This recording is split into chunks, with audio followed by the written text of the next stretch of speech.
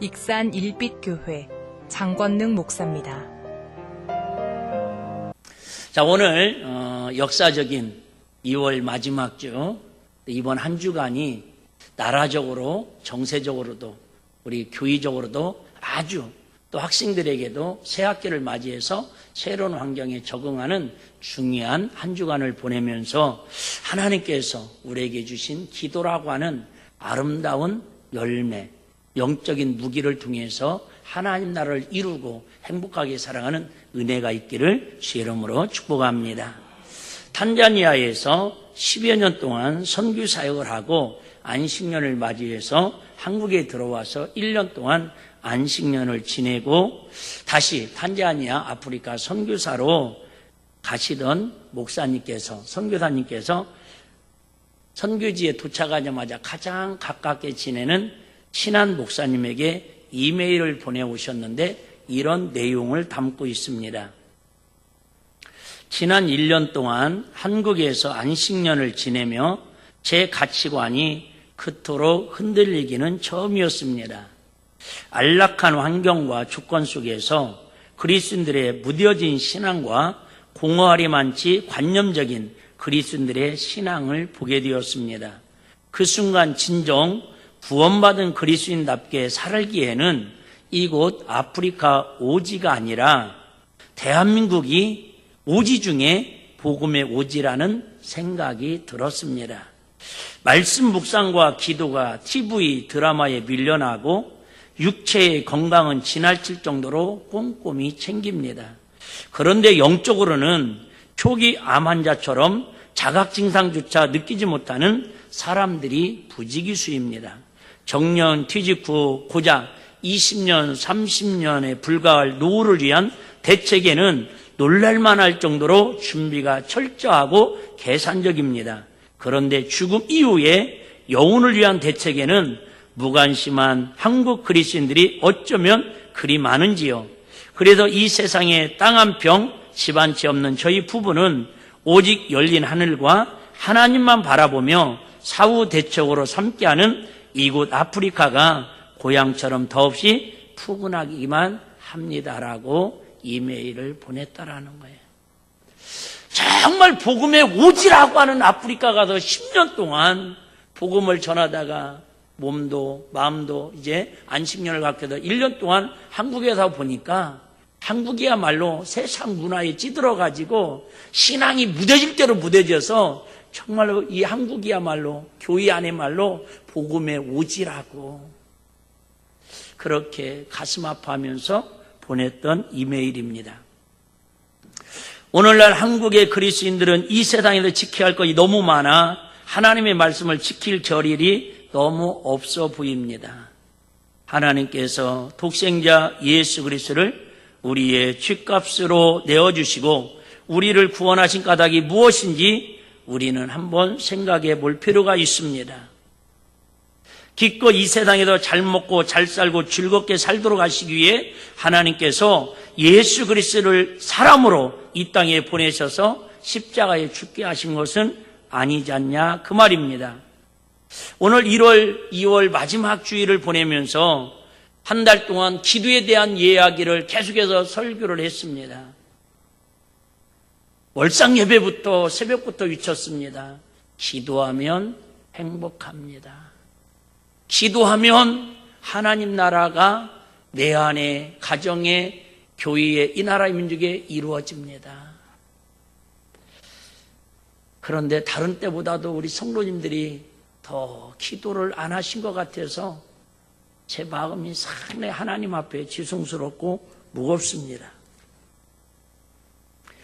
기도는 나의 필요한 것을 하나님 앞에 떼쓰고 하나님 앞에 부르짖는 게 아니라 하나님이 원하는 것, 하나님의 뜻을 구하기 위해서 진정한 기도가 하나님이 원하는 기도라고 담임 목사가 강단에서 목이 터져라 외쳤던 기억이 생생합니다. 이제 오늘 마지막 기도에 대한 이야기를 2월 달에 하면서 교회조차도 예수 이름으로 모여있는 하나님의 사람들이 모여있는 공동체조차도 어떻게 보면 하나님의 뜻을 위하는 기도보다는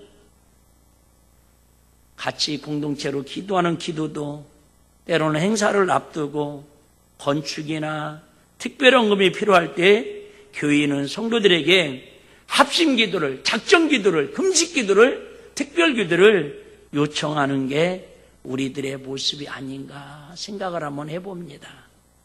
하나님께서 17년 전에 우리 일빛교회를 설립하게 하시고 17년 동안 달려오게 하셨습니다. 여러분들이야 어떤 생각을 가지고 17주년을 교회 생일을 맞이하는지 모르겠지만은 저는 참 마음이 만감이 교차합니다. 89년도에 신학교를 가서 5월 첫째 주일에 강단에 설교하기 시작해서 올 5월이면 제가 만 30년이 이제 되어가네요. 신학교 2학년 때에 목사님께서 은기동이라는 곳에 개척을 하라고 그래서 마을일관을 빌려가지고 학교 다니면서 개척을 했습니다. 결혼해서 2달 만에 부목사로 있다가 서울에 가서 개척을 하고 그래서 수요 3동에 천에 60만 원짜리 40평 지하를 얻어가지고 방 2개 만들고 교회에서 개척을 했습니다.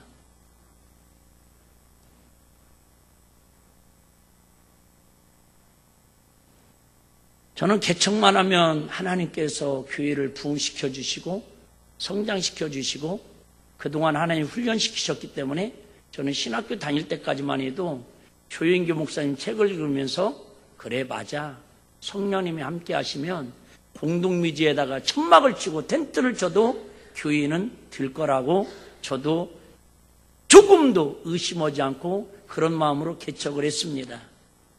하나님의 은혜로 어려웠지만 그래도 3, 4개월 만에 20명, 30명, 40명 정도까지 교회가 막 성장하고 부흥됐습니다.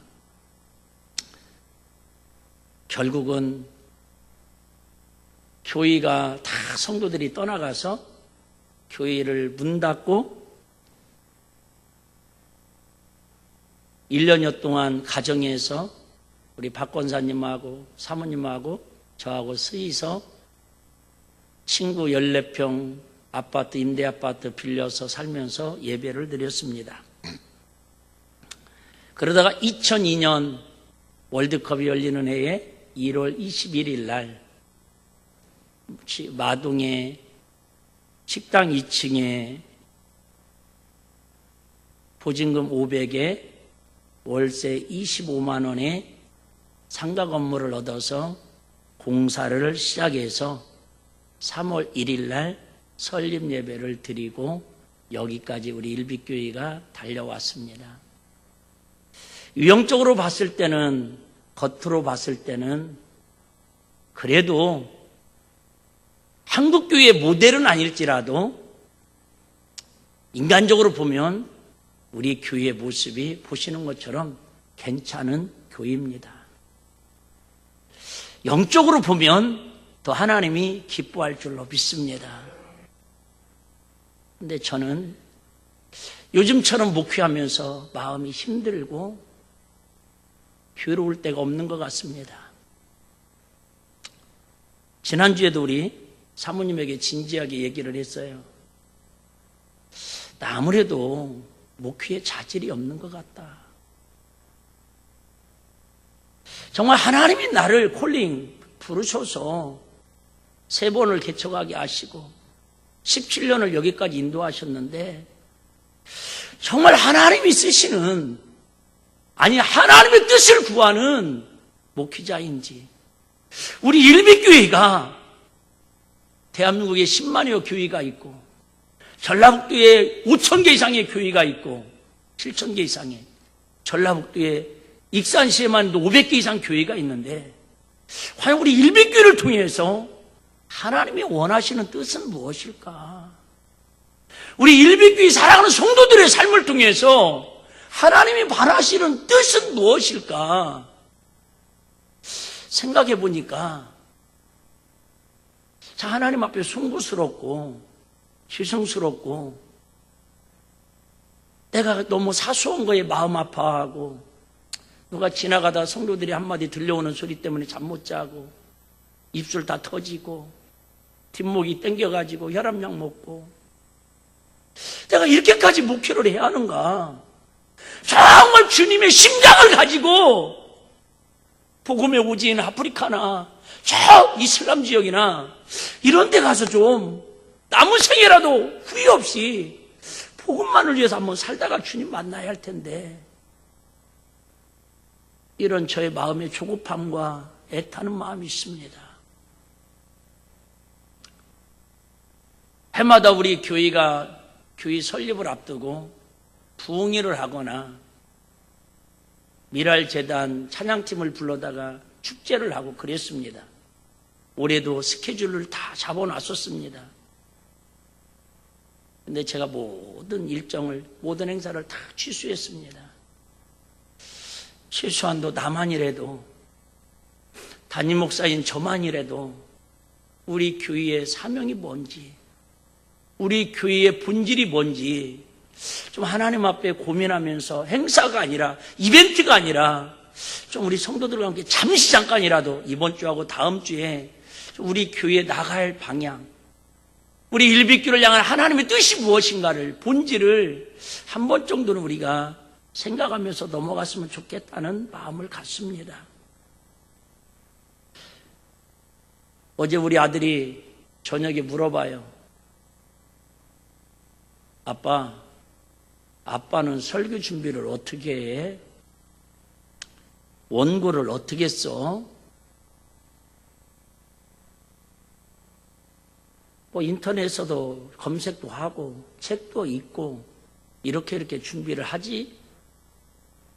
그러면 다른 목사님들 설교도 베껴다가 쓰겠네? 그럼 담임 목사님, 다른 목사님들 설교도 참고도 하고 베껴도 쓰지. 어우, 설교 너무 쉽네 뭐. 네이버 검색하면 다 나오는데. 그런데 아들아, 설교는 문장으로 하는 게 아니라 줄거리로 하는 게 아니라 최소한도 하나님께서 그 말씀을 통해서 그 교회와 함께 성도들과 함께 나눌 때에 교감할 수 있는, 성령님께서 소통할 수 있는, 내가 먼저 그 말씀이 내 마로 느껴지지 않고 감흥이 없고 감동이 없으면 그냥 연설문이나 학원 강의나 다를 바가 없어.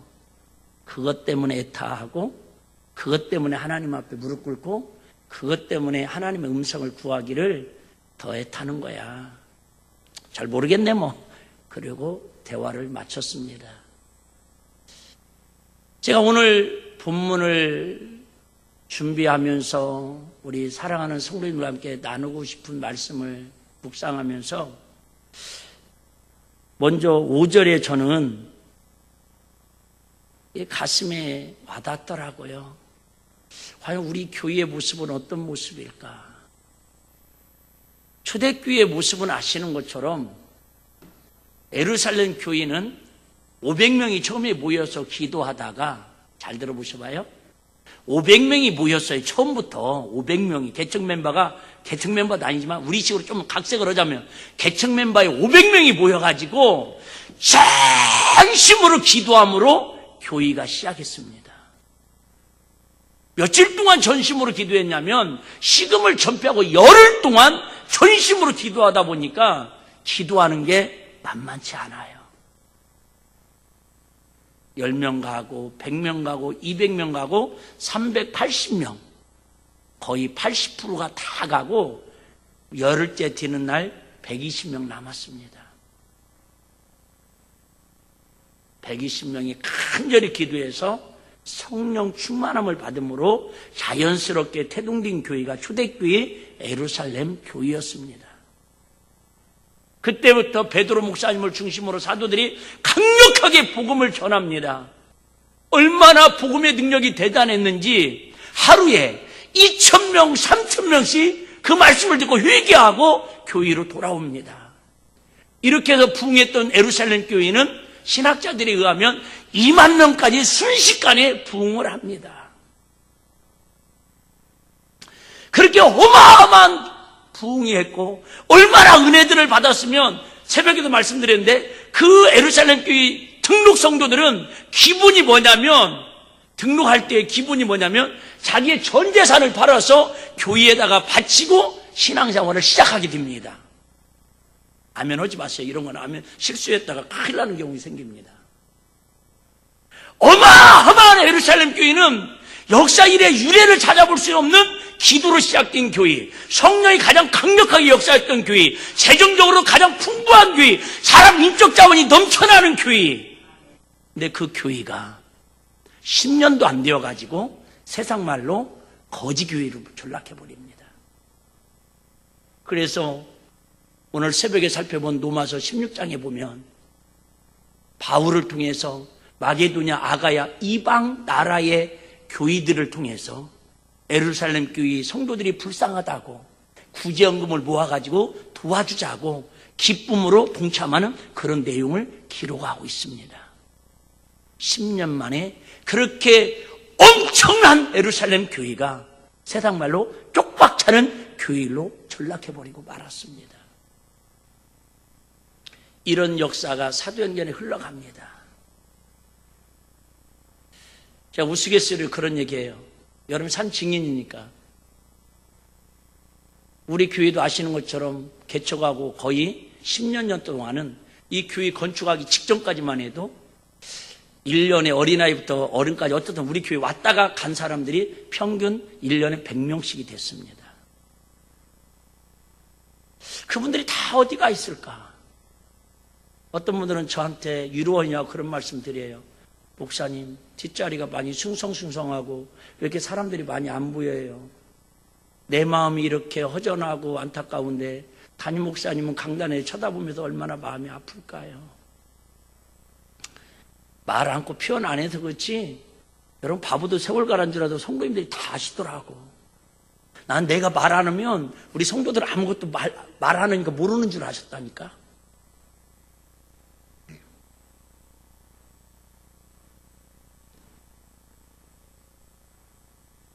오늘 본문은 AD 44년, 그러니까 예수님께서 AD 34년에서 37년에 십자가 지시고 돌아가신 연수로 대주해 봤을 때에 예수님 돌아가시고 나서 10년 정도 흐른 세월이라는 걸 조금 기억을 하시고, 예루살렘 교회에 핍박이 일어나니까 야고보가 막 사방에 다니면서 복음을 전하다가 헤로드 왕에 의해서 칼로 순교당하는 내용이 오늘 본문에 나옵니다. 너무 신기한 건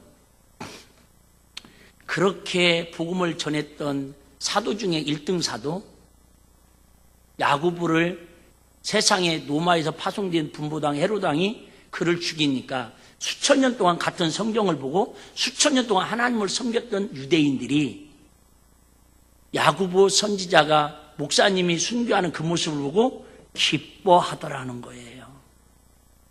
여러분, 이게 마지막 때의 마귀의 고도의 전략입니다. 교회가 무너지면 그렇게 좋아해요. 기도하는 사람이 쓰러지면 그렇게 마귀는 좋아합니다. 성령의 역사가 일어나는 교회들이 무너지면 그렇게 마귀는 춤춥니다. 정치인들은 철저하게 민심에 의해서 표에 의해서 움직입니다. 그 모습을 보고 헤로드 왕이 용기를 얻어가지고 그래! 야고보를 잡아 죽이니까 저렇게 좋아하는데 이제는 기독교의 수장인 베드로를 잡아 죽여야겠다. 처형시켜야겠다. 그래가지고 군사들을 풀어서 베드로를 잡아옵니다.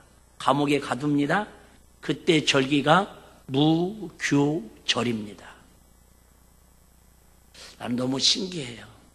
정월 대보름에 오곡백과 먹어야 뭐 부러움이 없어지고 뭐 그런 건 너무 잘하시고, 요즘 젊은 애들 뭐 발란테인지 뭐 블랙데이인지 뭐 짜장면데이인지 막 이런 건 다 만들어내면서 성경의 절기에 대해서는 전혀 모르는 게 난 너무 또 신기해요. 그래서 잡아 죽이려고 그러는데 민심을 생각해서 무교절에는 죽이지 말고 6월절 다음 날 예수님은 아시죠? 6월절에 돌아가신 거. 6월절 다음 날 죽이기로 감옥에 가둬놓습니다. 이걸 미루어 짐작할 텐데 지금 베드로가 감옥에 갇혀 있는 기간은 최소한도 일주일 이상이라는 걸 미루어 짐작할 수 있습니다. 근데 이 베드로가 무슨 배짱인지 중범들에 해당되는 아주 그냥 감옥에 독방에 가둔 것도 아니고 쇠고랑을 베드로 손에 하나 가두고 간수의 손에 하나 가두고 발목에도 그렇게 해가지고 아주 같이 움직이게끔 이렇게 쇠고랑을 채워놓습니다. 그리고 4명의 군대를 조직해가지고 내패로 밤낮을 지키게 합니다.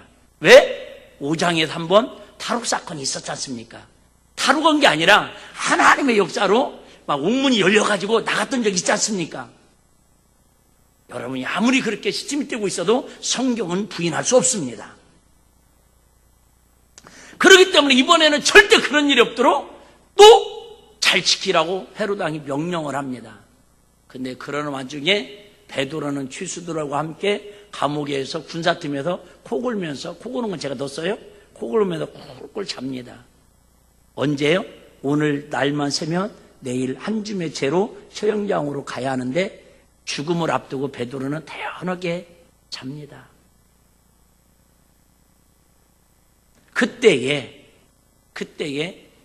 마가 요한이라고 하는 어머니가 이름이 마리아입니다. 그 집에 모여가지고 교회 성도들이 전심으로 기도합니다. 그의 응답인지 어쩐지 갑자기 하나님께서 특별한 모세 기적 같은 홍해바다 같은 기적을 일으켜서 옆구리를 천사가 와도 팍팍 깹니다. 옆 사람 한번 깨봐요. 집사님. 그럼 여러분이 천사가 되는 거예요?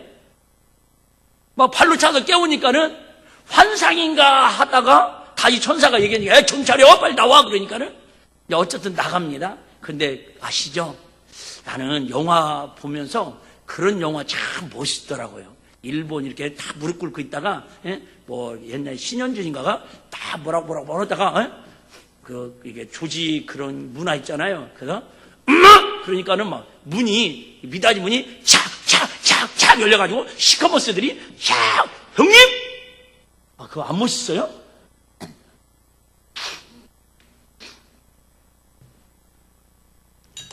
어쨌든 자동문이 그때 생겼다고 그래요. 베드로가 천사로와 함께 손잡고 나가는데 옥문이 찰까닥 저절로 다 열리는 거예요. 이럴 때 아멘할 때 여러분의 앞길이 열릴 줄로 믿습니다. 지금 늦게라도 한 번 더 하려고 하는 사람들에게도 열릴 줄로 믿습니다. 이런 걸 기복신앙이라고 그러는 거예요. 나왔습니다. 시내까지 같이 나와서 이제 천사가 떠나가고 베드로가 마가의 기도처에 어머니 기도하는 곳에 갑니다. 베드로의 어머니가 아니고 마가 요한의 어머니. 가서 막 노크를 합니다. 노크를 했더니 노대라고 하는 계집아이가 막 나오면서 담임 목사님 오셨다! 너무 좋아가지고 막 성도들에게 가서 이야기를 하니까 야 정신 차려. 야 우리 목사님이 감옥에 가 있어가지고 내일 아침에 죽어. 근데 이 사람아 지금 헛것을 봤다고 환상 중이라고 미친 소리 그만하라고. 아니라고 내가 진짜 봤다고. 그러니까 또 교인들이 또 얘기합니다. 그러면 베드로를 수중대는 천사가 왔는가 보라고. 여러분 진짜 믿는 것 같은데 믿지 않는다니까. 옆 사람한테 알려드려봐요. 집사님 그거 아세요? 믿는 것 같지만 믿지 못하는 게 내 믿음이에요. 시작. 여러분 진짜 믿음 있는 것 같지만 없더라고. 내 얘기하는 거예요. 내가 그래도 믿음이 좀 있는 줄 알았더니 어떤 문제가 딱 생기니까 믿음이 없더라고요. 그럼에도 계속 베드로 목사님 왔다고 노코에서 이제 성도들과 함께 모여서 기도하고 헤어지는 내용이 남습니다. 하나 더 말씀드리면 본문에는 안 나와 있는데 그 뒤쪽에 가면 참 이런 말씀이 있어요. 19절에 보면 헤롯이 그를 찾아도 보지 못하매 파수꾼들을 신문하고 죽이라 명하니라. 헤롯이 유대를 떠나 가이사랴로 내려가서 거하니라. 무슨 얘기하고 싶냐면 베드로 목사님이 살아났어요. 석방되었어요. 그런데 그로 인해서 4명씩 내패로 그 베드로를 지켰던 파수꾼들은 헤로당에 의해서 신문을 당하고 결국은 그들은 근무 태만으로 다 죽임을 당하더라는 거예요. 베드로 목사님 하나 살리려고 최소한도 제가 볼 때는 10여 명이 그냥 한 줌의 죄로 사라졌어요. 무슨 기도를 어떻게 했길래 교회들이 이런 비참한 사건이 생겼을까? 그런 내용 많이 나오죠. 예수님이 태어났을 때도 아이들을, 그 당시에 산의 아이들을 다 죽여버리라고. 그래서 모르긴 몰라도 수많은 아이들이 죽음을 당했어요. 이런 문제를 우리가 어떻게 받아들여야 할까 한번 생각을 했으면 좋겠고, 일단 교회의 모습을 한번 다시 점검하고 오늘 말씀을 정리하겠습니다. 5절 한번 보겠습니다. 5절 말씀.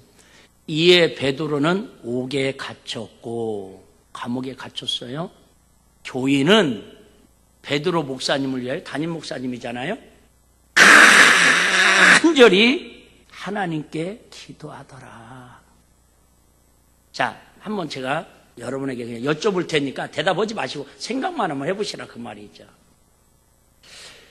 여기 교회는 어떤 교회일까? 아까도 말씀드렸지만 예루살렘 교회처럼 그렇게 형상화된 건물적인 교회가 아닙니다.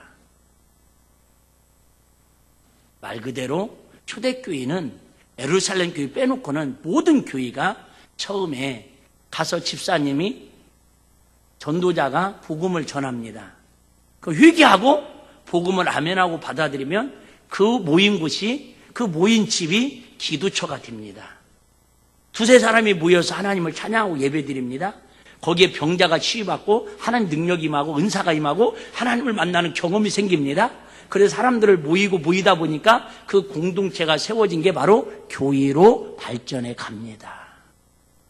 그래서 빌라델피아 교회는 빌라디아 지역에 있는 교회니까 빌라델피아 교회이고, 에베소 교회는 에베소 동네에 있으니까 에베소 교회이고, 저희 동네는 부현이에요. 부현. 가마부자 고우련자. 우리 동네 교회 이름은 무슨 교회겠어요? 부현교회. 제가 무슨 면 출신인지는 아시죠? 전라북도 완주군 화산면. 그 화산 면수제지에는 무슨 교회가 있겠어요? 화산교회. 그런데 잘 들어요. 오늘 지금 교회가 5절 다시 한번 봐봐요. 너무 중요한 얘기인데 어때 내가 전달력이 없어하고 참 안타깝네요. 자, 교회는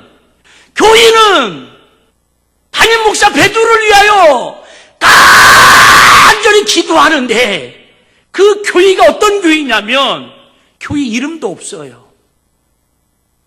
교회 이름도 없어요. 교회 건물도 없어요. 교회 조직도 없어요. 다시 얘기할게요.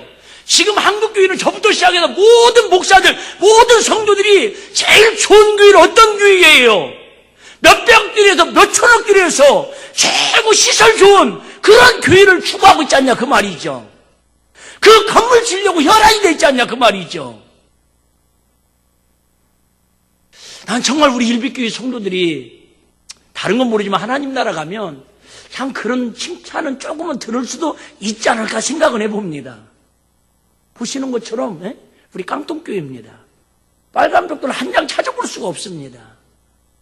근데 이게 자랑거리도 아닙니다. 사실은 중요한 건 지금 여기에 나와 있는 이 공동체는, 하나님이 세우신 교회는 교회 이름도 없어요.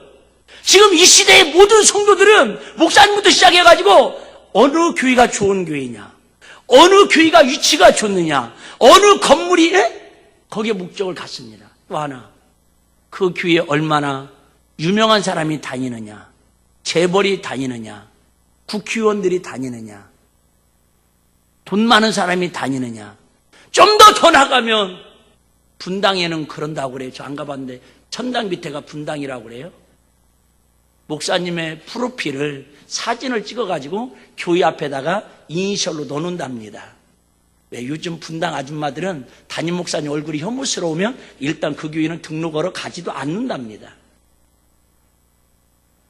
그래도 저 분당 안 가기 그나마 다행이죠. 여러분, 그 목사님이 얼마나 유명하느냐, 그 교회 프로그램이 얼마나 좋느냐, 이런 걸 가지고 교회의 기준을 삼고 있습니다. 근데 최소한도 예루살렘 교회는 10여 년 만에 그렇게 알거지 교회가 됐는데, 이름도 없는 개인의 가정집에서 시작된 이 교회는 하나님의 나라를 이루는 초대교회의 사도행전에 아주 기도의 교회의 모델이 된 그런 모습을 담고 있더라 그 말이죠. 우리 일빛교회가 앞으로 남은 주님 오시는 그날까지 건물을 키우는, 건물을 잘 짓는 그런 교회가 아니라 정말로 하나님의 뜻을 이루어드리는 그런 교회 됐으면 좋겠어요. 인간적인 욕심일 수도 있지만 실수한도나 우리 일빛교회가 교회 설립 예배 드릴 때마다, 기념 예배 드릴 때마다 해외에다가 기념교회 하나씩은 좀 세워줬으면 좋겠어요. 가슴이 아파요. 우리가 이보다 더 숫자가 적었을 때도, 더 열악한 환경에서도 우리가 4군데 하나님의 기념교회를 세웠는데, 지금 10여 년 동안, 10여 년 아니지만 이 건축하고 나서부터 우리가 지금 거의 이런 사역들을 못하는 게 주님 앞에 너무너무 마음이 아파요. 기도하면 가능할 텐데, 돈으로 선교하는 거 아니고 기도하면 뭔가 하나님 역사를 이루실 텐데 애타는 마음이 있어요.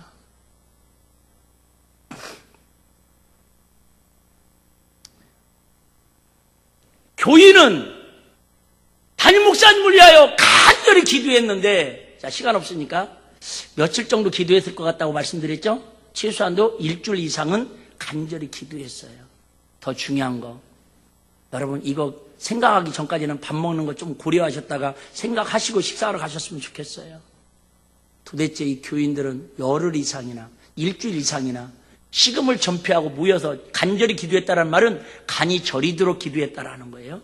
그냥 와서 지혜 아버지 이렇게 좀 떼쓰다가 간 거 아니라는 거예요. 사생결단하고 절박한 심정으로 기도했다라는 걸 알 수 있겠죠. 근데 무슨 내용을 이렇게 절박하게 전 성도들이 모여서 합심해서 기도하셨을까? 무슨 내용이었을까? 이런 내용 아니었겠어요? 하나님, 다른 사람은 몰라도 전지전능하신 하나님을 알고 계시지 않습니까? 우리 목사님이 젊었을 때는 예수 그리스도를 부인하고 저주하고 그랬지만은 성령 체험하고 얼마나 복음을 해서 생명받죠. 하나님의 나라를 위해서 헌신하고 충성하시지 않습니까? 이렇게 위대한 목사님이, 야고보 목사님도 순교해서 지금 교회가, 초대교회가 흔들리고 있는데, 교회의 수장인 우리 목사님, 담임 목사님 순교당하면 교회의 존폐유기가 어려워집니다. 그러니까 우리 목사님 석방시켜주세요. 무지입니다. 변호사를 살려니 돈이 없습니다. 우리 면회갈 시간도 없습니다. 우리도 감옥에 갇힙니다. 막 석방시켜주세요. 석방시켜주세요. 이런 기도 하지 않았겠어요? 아멘 안 하는 거 보니까 여러분들은 제가 가도 뭐 전혀 주님의 뜻입니다. 할렐루야 합력까지 선을 지고 우리 목사님 왜 순교 안 나가지고 여태까지 감옥에서 살고 계시지? 이렇게 하실 분들 같아요. 그런데 실수한도 이 교인들은 그런 기도하지 않았다라는 거예요. 무슨 기도했다고요? 하나님, 우리 목사님을 통해서, 베드로 목사님을 통해서 하나님의 뜻이 하늘에서 이루어진 것 같이 이 땅에서 이루어지기를 원하나이다. 그 기도한 거예요. 요한복음, 마태복음, 넘어갈게요. 마태복음 6장 9절 10절 우리 잘 아는 말씀이에요. 이런 기도했을 거라는 거죠. 그러므로 너희는 이렇게 기도하라. 하늘에 계신 우리 아버지여, 이름이 거룩히 여김을 받으시며 나라 임하시며 뜻이 하늘에 이루어진 것 같이 땅에서도 이루어지이다.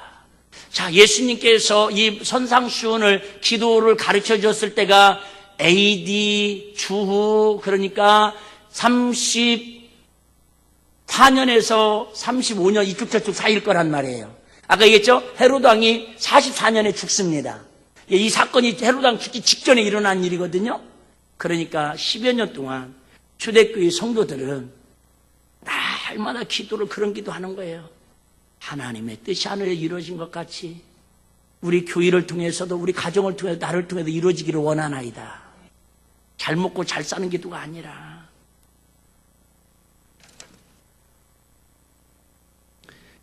베드로도 마찬가지입니다. 이 말씀 때문에 제가 많은 갈등을 하고 고민을 한 거예요. 6절에 보시면 지금 이 위급한 상황에서 내일이면 땡! 하고 목숨이 초계처럼 사라져야 할 지금 처형의 현장으로 한 줌의 죄로 사라질 베드로가 하나님 나 억울합니다. 나 죽으면 손해인 걸 아시죠? 내가 주님을 사랑하는 마음이 얼마나 큰 줄 아시죠? 마음대로 하세요. 이렇게 하나님 앞에 기도해야 할 베드로가 어떤 모습으로 그 사건을, 그 상황을 맞이하고 있는 줄 한번 보실래요? 헤롯이 잡아내려고 하는 그 전날 밤에 날이 새면 죽어요.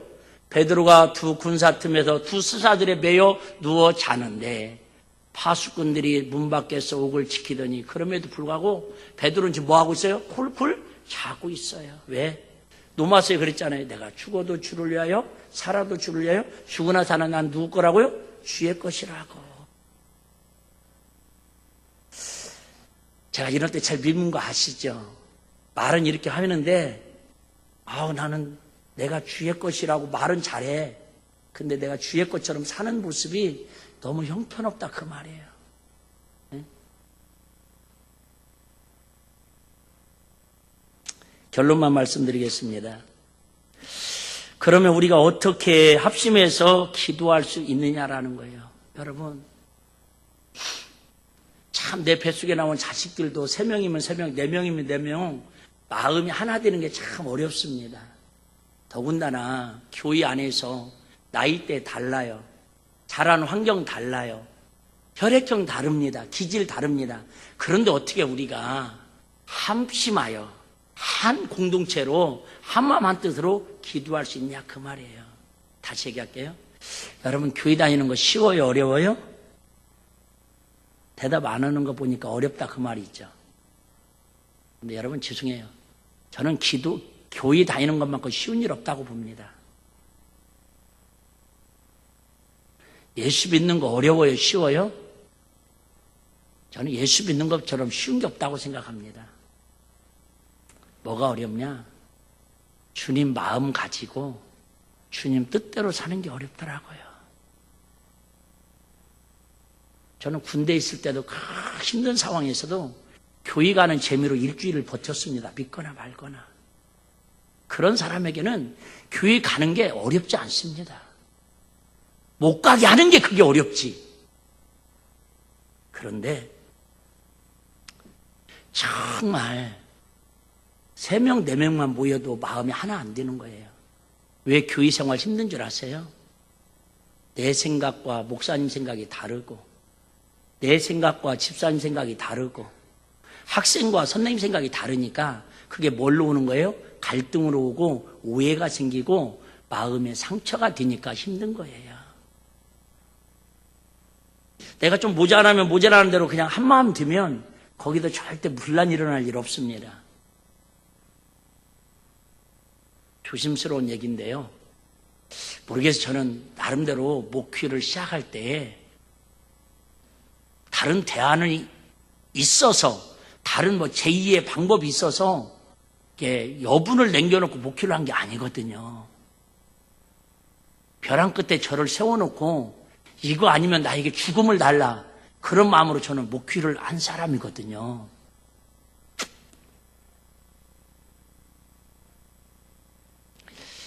그러면서 우리 일빛교회가 사람들 보기에는 어쩔지 모르겠지만 그래도 하나님 앞에 어떤 교회가 됐으면 좋겠는가 나름대로는 많이 기도하고 심사숙고해서 한 것 중에 첫 번째가 뭐냐면 제가 어렸을 때부터 교회를 다니다 보니까 제가 느낄 때는 교회가 다 수준관계더라고요. 우리나라 유교 사상에 의해서 교회가 심지어 왜요? 계급처럼 돼 있더라고.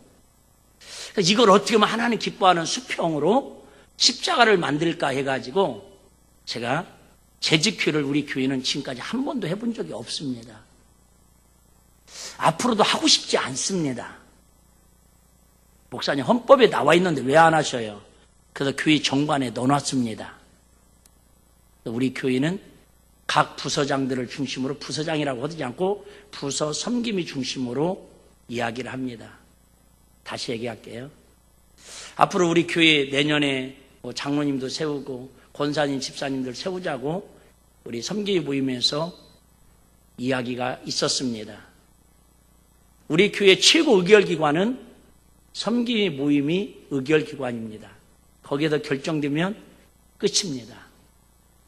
앞으로 장로님들이 제가 목회하는 동안에는 7분이 세우든 10분이 세우든 당위에서 최고 의결기관이 아니라 섬김이 모임에서 최고 의결기관으로 교회 정관에다 딱 법적으로 못을 박아놨습니다. 무슨 얘기냐? 제 마음은 그렇습니다. 주일학교 아이들부터 시작해서 모든 이야기는 다 잘하는 거예요. 모든 말은 다 잘하는 거예요. 그 대신 섬김이 모임에서 목사님의 의견이든 예배부장님의 의견이든 예배 섬김의 의견이든 그죠? 봉사부 섬김의 의견이든 결정이 되면 내가 격렬하게 반대했더라도 하나님의 뜻으로 알고 내가 앞장서서 그 일에 지지하고 협력하는 그런 교회 됐으면 좋겠다라는 거예요. 어려운 얘기하는 겁니다, 지금. 야당이 야당만 하면 나라는 발전이 없습니다. 야당은 여당을 견제하되 필요할 때는 의견이 결정됐을 때는 앞장서서 국민을 위해서 더 나아갈 때 멋있어 보이는 거예요. 다시 얘기할게요.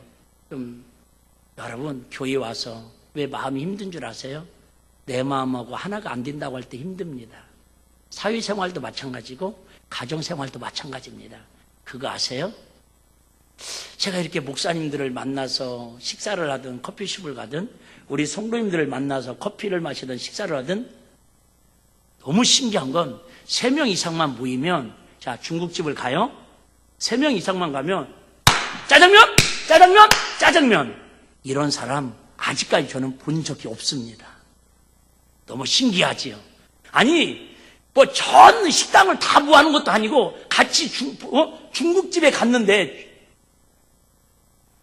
중화요리집에 갔는데 짬뽕도 있고 우동도 있고 여러 가지 있잖아요. 모르는 분은 이따 옥천반점에 가서 물어보셔봐. 너무 신기하게 누구는 짬뽕, 누구는 짜장, 누구는 간짜장, 누구는 또 삼선짜장. 짜장도 또 종류가 그렇게 많아? 저는 커피를 개인적으로는 안 좋아하는데 요즘은 먹어요, 한 잔씩. 또 놀라지 마세요. 왜 먹냐면 억울해서 먹어요.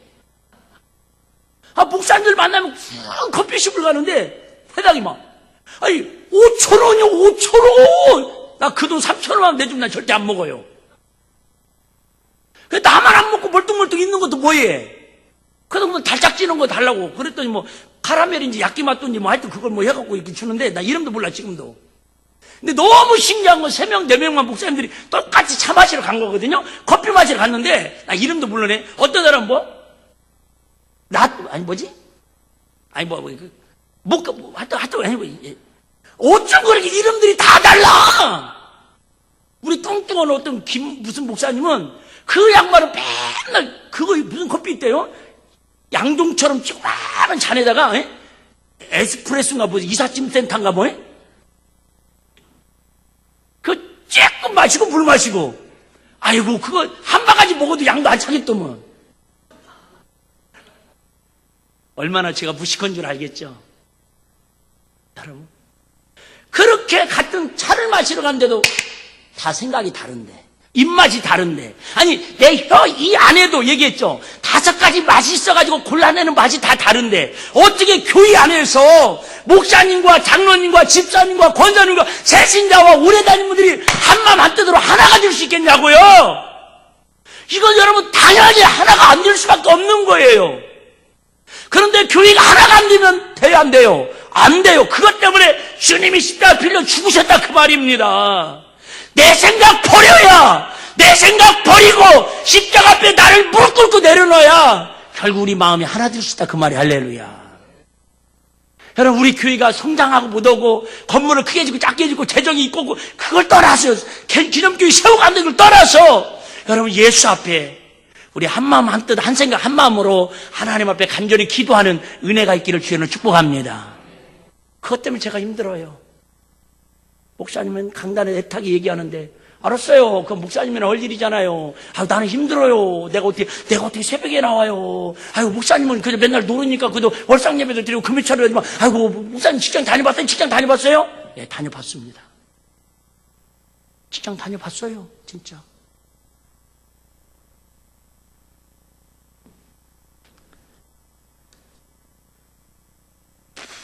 한번 따라하겠습니다. 교인은 합심해서 한 마음으로 기도하는 곳입니다. 그래요. 예배가 뭐예요? 기도가 뭐예요? 찬양이 뭐예요? 내 생각, 내 뜻, 내 힘든 거, 내 어려운 거, 내 상황 다 이 시간만큼이라도 내려놓고 하나님 은혜 안에서 용광로에다 넣고 나를 한번 용광로에 넣고 하나님 뜨거운 성령의 불에 나를 한번 녹여보자 그 말이 할렐루야. 그러면 하나님께서 저와 여러분을 뭐처럼? 정금처럼 단련하셔서 더 귀하게 하나님 나라 복음을 해서 아름답게 쓰시는 믿음의 용사들이 될 줄로 믿습니다.